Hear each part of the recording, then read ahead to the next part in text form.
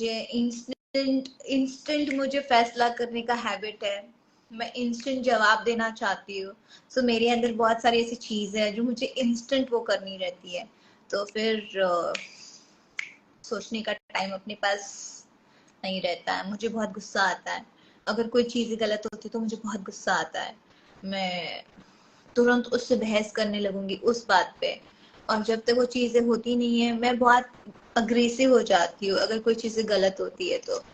सो बहुत सारी ऐसी चीजें हैं ना जो पॉलिटिक्स के लिए सही भी हो सकती है, नहीं भी हो सकती, बट पता नहीं यार पॉलिटिक्स का मुझे नहीं पता। अभी फिलहाल मैं जो वर्क कर रही हूँ आई एम हैप्पी। और मुझे एक्चुअली लेकिन मुझे एनिमल डिपार्टमेंट में डाल दो तो मैं कुछ भी कर सकती हूँ। एनिमल डिपार्टमेंट में मुझे बाद में अगर मैं जाऊंगी तो मुझे अच्छा लगेगा। मुझे उसमें ऐड कर सकते हैं, मैं उसमें अपना 100% दे सकती हूँ। बिकॉज मैं एनिमल्स के लिए कुछ ना कुछ जरूर करना चाहूंगी। नयन भाई हाँ दीदी लिख रहा है। अरे रे रे नहीं यार मैं ज्यादा नहीं बोलती हूँ। प्रदीप सर मैं ज्यादा बोलती हूँ क्या?